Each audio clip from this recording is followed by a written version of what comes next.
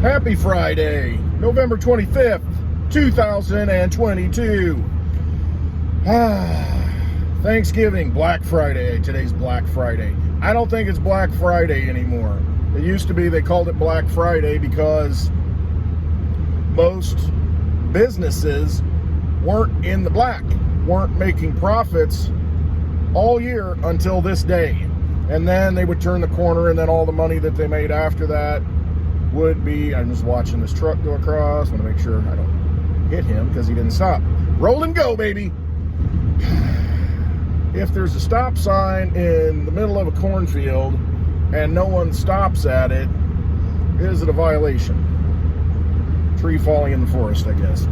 Anyway, Black Friday, that's when people, or I should say companies, made their profits.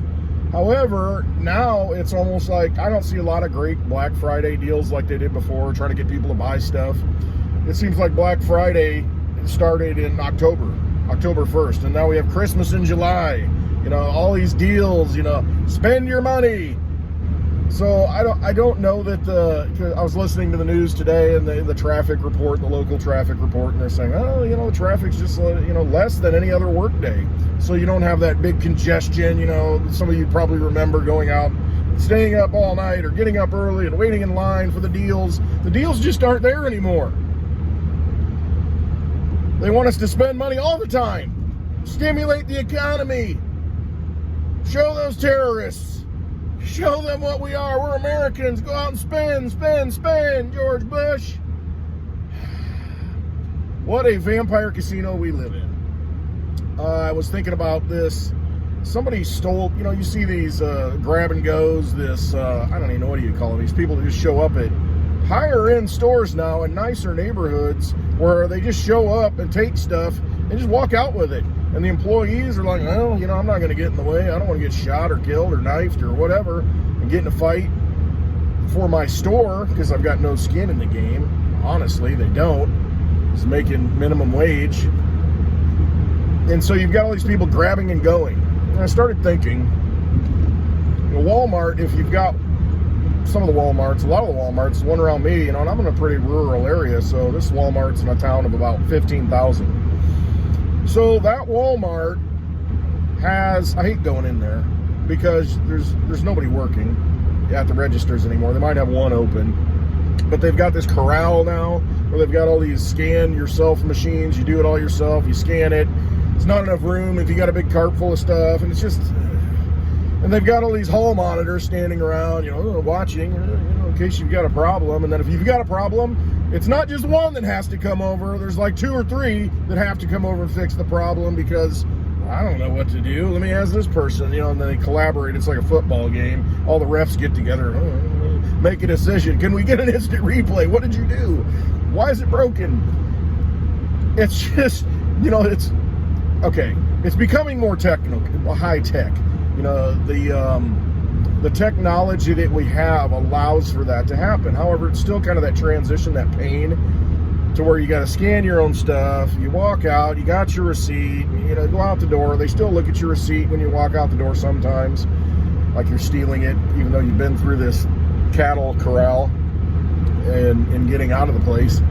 So what if, and there are stores that do this, there's like Amazon stores that I've seen do this prototype to where you go in, I think Sam's Club does this, Mitch has told me about this before. You go in, you got your app, you put all your stuff in the basket, and you just walk out. And it just charges you as you walk out.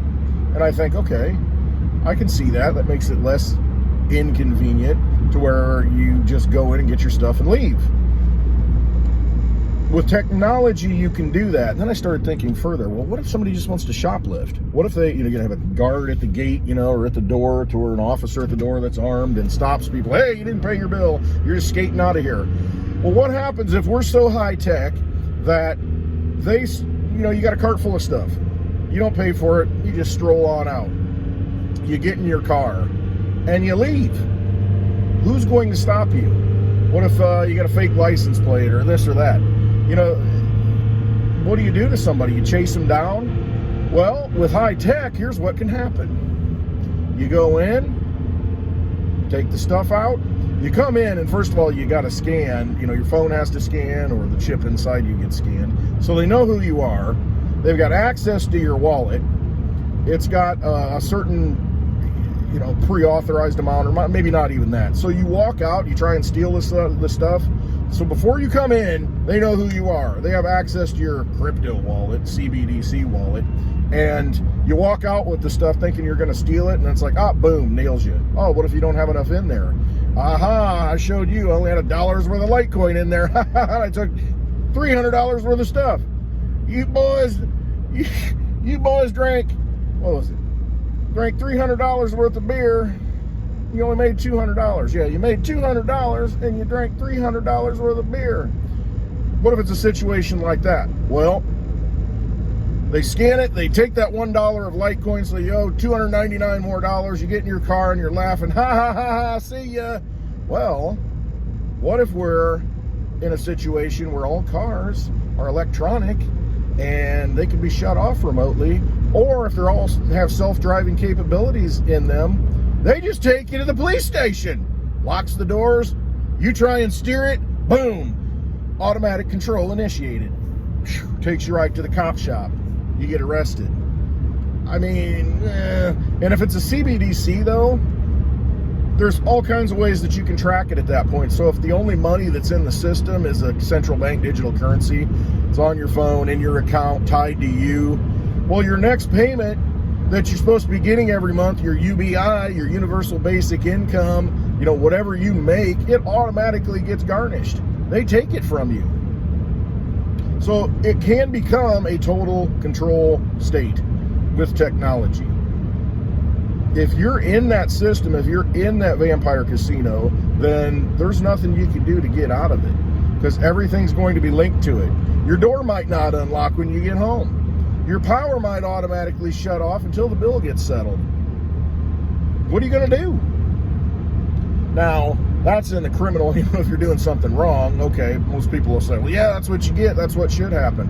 Well, what if you're out maybe on YouTube making a video and it doesn't necessarily correspond to the interests of the government? You're not being patriotic. You're saying things that you shouldn't be saying. What happens then? Does the DigiByte shut down right now? Am I stuck on the side of the road, or does it drive me to a re-education camp where I got to take a few classes?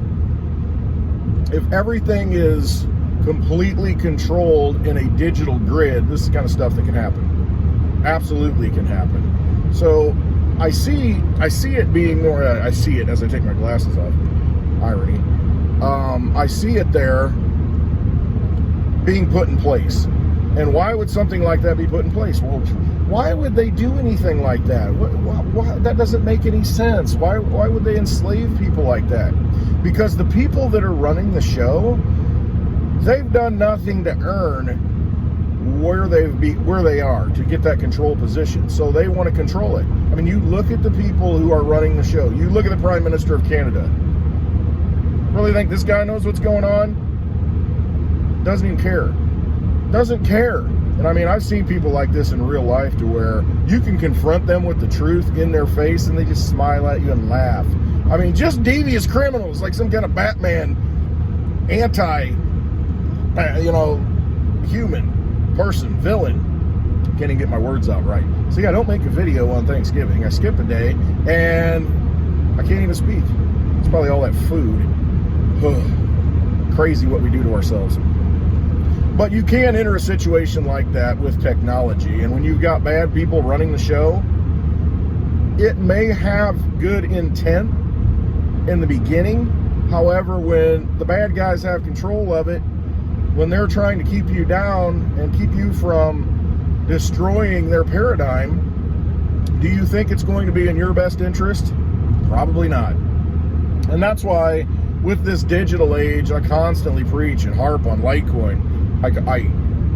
Cryptocurrencies that you can hold in your possession, things that you can control, and you can interact with other people using a decentralized network like Litecoin outside of that. So you're using technology in a good way, in a free way, freedom-oriented, sovereign money, rather than just getting rolled into the same old system, which has even harsher controls. Right now, they control it with the Federal Reserve note since 1913. Federal Reserve, Jekyll Island. Go look at it. They've done that, and they just completely force countries to do things. You're not going to participate in this system anymore. And that's starting to break apart. So they need further controls. They need a better control grid. And the CBDC is the answer for them, it seems. And there's a lot of talk about it, rolling it out. What are you going to do if you're dependent upon the state, dependent upon them to give you your Social Security that you were promised, that you worked for, your retirement that you worked for? You know, if you're a government employee, what are you going to do if they just shut it off, or they control it to such an extent to where you cannot?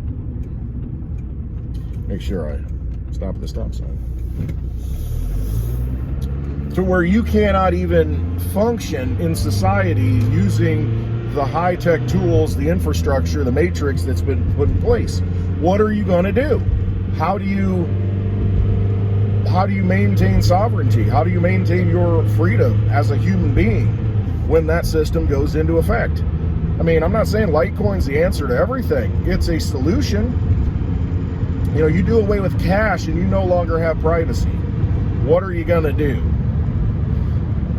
I've been thinking this way. A lot of other people are thinking this way, and it's a dangerous game. It really is, the road that we're going down. And will we choose to just become a part of it and just blindly follow and get in line and you know, you didn't get your mandatory prick in the arm, so you know you're not going to be able to do certain things. We're going to dock you 20% out of your monthly CBDC, or take it out of your retirement that gets automatically thrown into your account. I mean, when it's digital, they can control everything. Everything. And when everything that you use on a daily basis, those tangible things like your automobile, like your refrigerator, like your heat, everything that you do, they can shut it off. Well, you might think, oh, it's never going to get to that point, but look where we're at now. Did anybody think it would get to this point? Fill in the blank with all the things that are wrong. It's just this gradual march, this progression away from freedom, away from humanity. And I'm sure they would like nothing more than just to be able to control you from the day you were born with, hey, let's put an implant in. Stick this implant in his head, and, you know, and, hey, they can, you know, change the hormones that need to be changed if you want to change your mind on this or that, and make your body do certain things. I mean, there's a lot of things that can be done with technology, and there's no end to it, because the people, these transhumanists, these people who want the singularity moment to where we combined with technology, humans and technology meet, when that happens, they, you know, it's been a march toward that, and they've all said it in their papers. But that's where we're headed. And until you step back and look at it and think, okay, what are the ramifications? How bad can it get? You're not going to make a change. You're going to get ushered into it. And the next thing you know, you wake up and you're completely just a little sim in the Sim City game. Not a bright future. However, with all tools, there is good that can be used for it. So we have to, first of all, identify, you know, what bad can happen from it, and then we have to look at what good can also happen from it. I mean, there's a lot of good things. You know, transparency, CBDCs, if done correctly, can bring transparency. If it's on the blockchain, we know how much our politicians are spending, our servants are spending. Very transparent. Will it be that way? I don't think so. I don't think that's the system they want to implement. Can we drive them toward that and force that? Maybe. And it's just an evolution of money at that point. However, that's not the plan, I don't think. So we have to be aware of those things, exactly, you know, what we've got going on. Sorry. Anyway. So just some things to think about. Just be thankful for our freedom and not allow someone else to rob us of that, rob that from us. Because again, our money is a form of our energy. And if our energy is placed into a bad form of money, one that can be controlled, You're not free anymore. They completely control you. They've enslaved you. So, a lot of things to think about. Today is Friday. Join us, Litecoin Lisa and I on Happy Hour. Litecoin Lisa and me, join us on Happy Hour. Join me on Happy Hour. Join Litecoin Lisa on Happy Hour. Join us on Happy Hour. 4 o'clock Central Time. Go check out Litecoin Lisa's channel on YouTube. These are the kind of things we talk about. There's a lot of other things happening in the news that that we'll be talking about. I'm going to be having a couple of drinks. Maybe some bourbon today. It's a beautiful day outside. Absolutely an amazing day. I've got my shorts on. It's probably 50 degrees. I love it. Sun's out. All right. I hope that you can join us on Happy Hour. Jump in the chat. Say hello. Let me make sure I don't knock this postal guy off the road. Oh, those things always worry me. I'm afraid they're going to whip out in front of me. Always stopping at the mailboxes. All right. Enough rambling. Love you all. In this crazy game that we're playing, this vampire casino, you got to trust yourself and you got to know, hey, I'm going to make sure that I maintain my freedom. I maintain my soul, my spirit, my energy. Don't let those vampires steal it from you. Look into those things that will allow you to maintain your freedom and sovereignty.